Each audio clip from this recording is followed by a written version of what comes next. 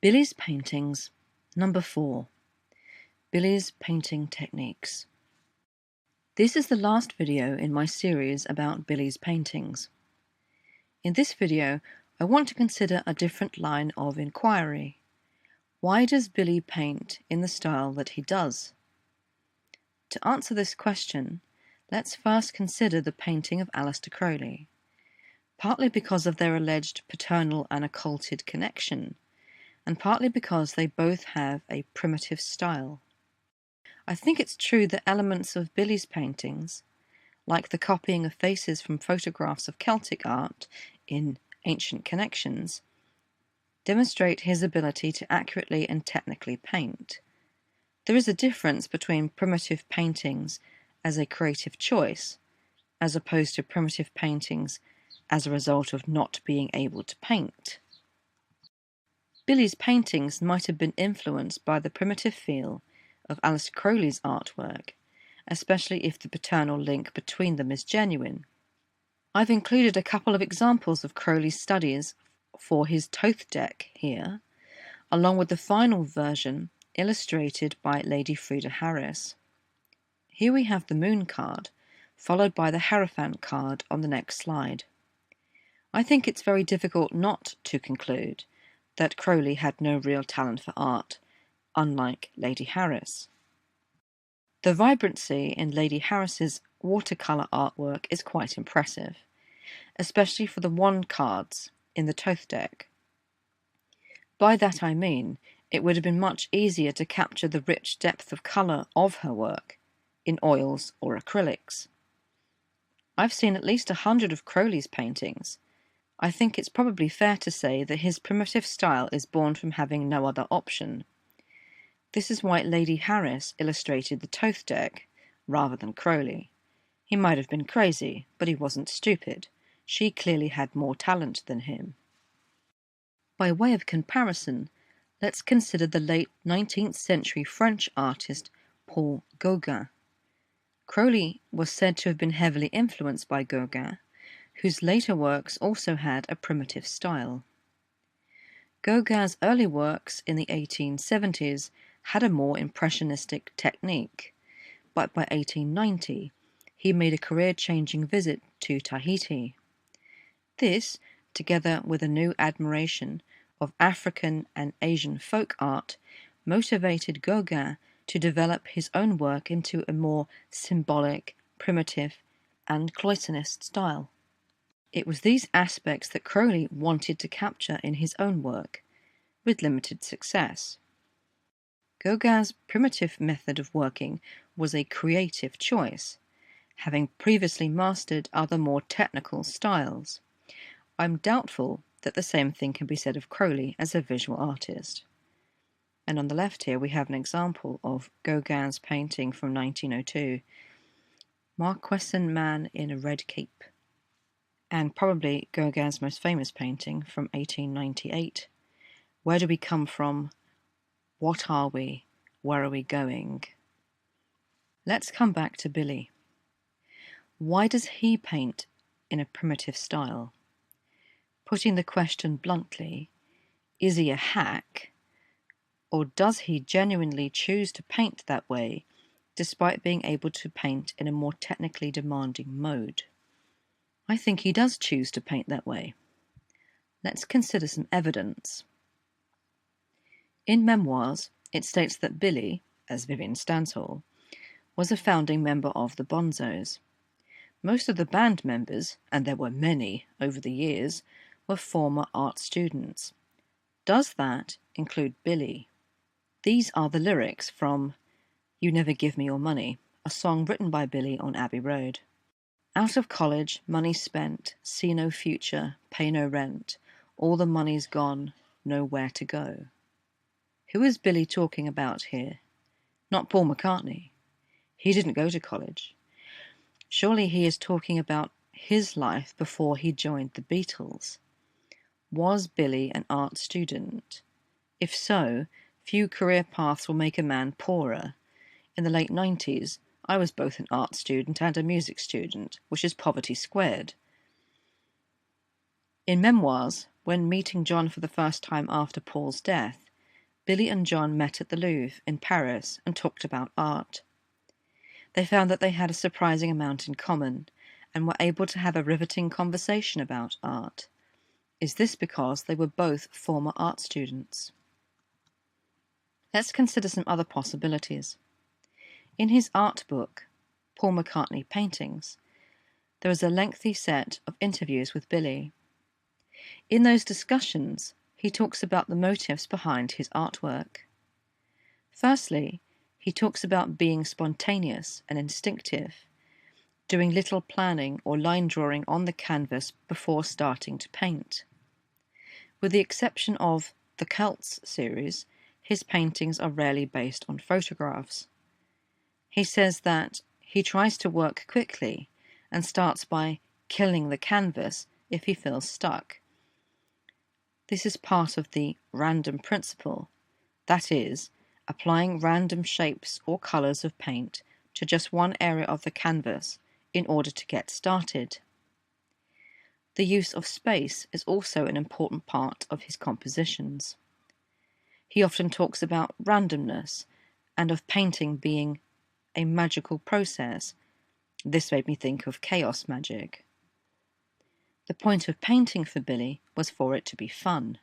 He doesn't like to overthink it. Part of that fun and spontaneity is allowing the paint to drip or move as it wants to, and making images from it. He calls it exploring the accident. This approach made me think of the Japanese philosophical idea of wabi-sabi. This is a very difficult concept to define, but it is about the acceptance of transience and imperfection. It includes finding beauty in rough or ordinary things. One form of wabi-sabi in art is kintsugi, and there's an example of that on the left. It is taking broken pottery that would usually be thrown away, and instead mending it with liquid gold, thus creating something beautiful from something that was regarded as trash, or as Billy would say, exploring the accident. Another idea that came to mind when considering Billy's approach to painting is aleatory, which is creative decisions made randomly, as though they were made by the throwing of dice. In Memoirs, Billy tells us about his fondness of dice games as a child, and how he loved to throw sixes. Is Billy's artwork an extension of this kind of thinking? Although aleatory is an idea that was brought into art within the last 100 years or so, it is an idea that dates all the way back to the 15th century in music. Many musical dice game compositions existed in the classical period, especially among C.P.E. Bach, Haydn, and Mozart. However, significant use of aleatoric music and art didn't occur until the 20th century. In Memoirs, Billy states that he started painting in 1983. In his art book, he claims that at first he felt a little overwhelmed at the idea of being a painter, because he wasn't trained. Although that might not be true, he also claims that he isn't a trained musician as well, which is definitely not true. Linda bought Billy an easel that formerly belonged to Magritte one Christmas. Billy admits to having been excited but intimidated when standing in front of it. Billy put off exhibiting his artwork for many years because he knew his celebrity would come first. He wouldn't just be a painter, he would be a former Beatle-turned-painter, and the pressure would be huge. Also, he worried that his actual artwork would be overlooked. The painters that inspired Billy include Matisse, Van Gogh, Picasso, Magritte, Bacon, and his personal friend, Willem de Kooning, who he knew via Linda. You can see Billy with de Kooning in the photo from 1983 on the left. Billy says that his friend, the late Willem de Kooning, was someone who really inspired and encouraged him to paint.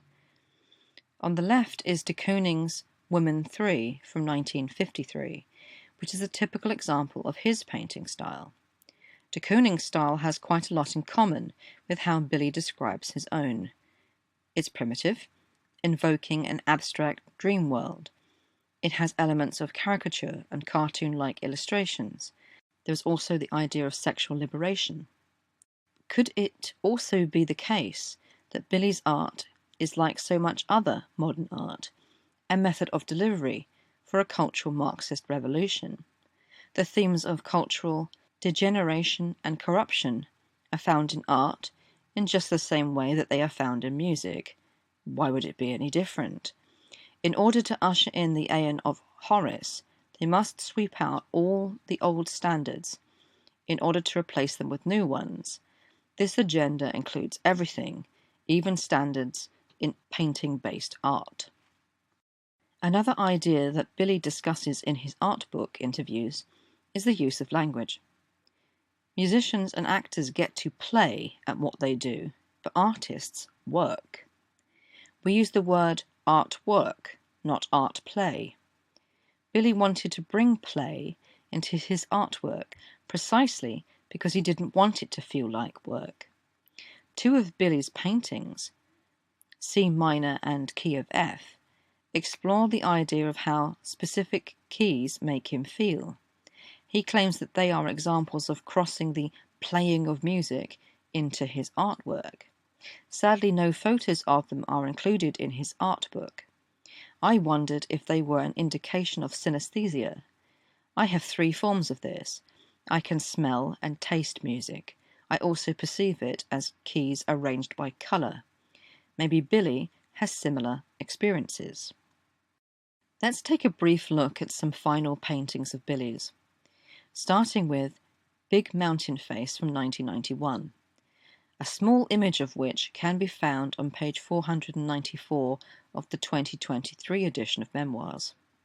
In a nutshell, this appears to be a rendering of Mount Rushmore gone horribly wrong. Billy talks about the elemental nature of this painting, a mountain face, in the twin sense, with either sweat or rain pouring down its side. A sort of alchemical arrangement of earth and water. This painting was used for all the promo images for Billy's first exhibition of his artwork in 1999, including the front cover of his art book. I've often wondered why.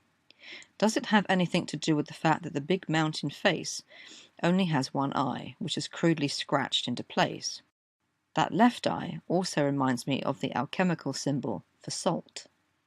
On page 115 of Memoirs, Billy says, "Using the services of Roy Kerr, the freelance hellraiser, I took some of my old, underfinished, less-known material and had it all remixed.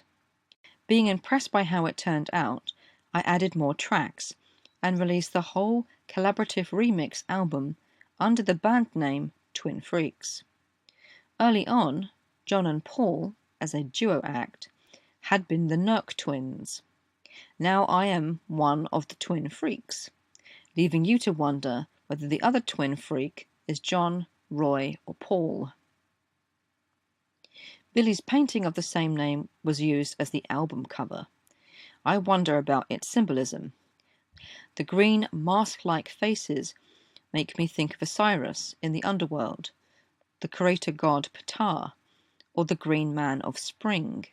They appear disembodied over the colours of orange, which has a gematria of 33, and black and white, symbolic of dualism and the colours of the dead in both Eastern and Western tradition.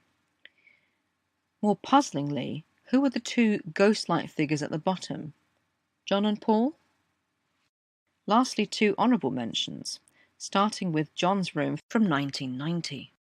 In his art book, Billy says that whilst painting the red central figure, that John Lennon's face popped up in front of him.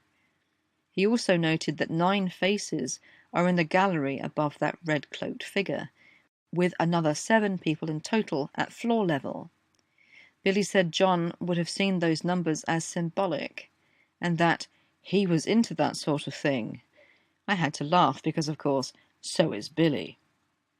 And very finally, I have to mention this painting called Is This a Self-Portrait from 1988. There is an obvious question to ask.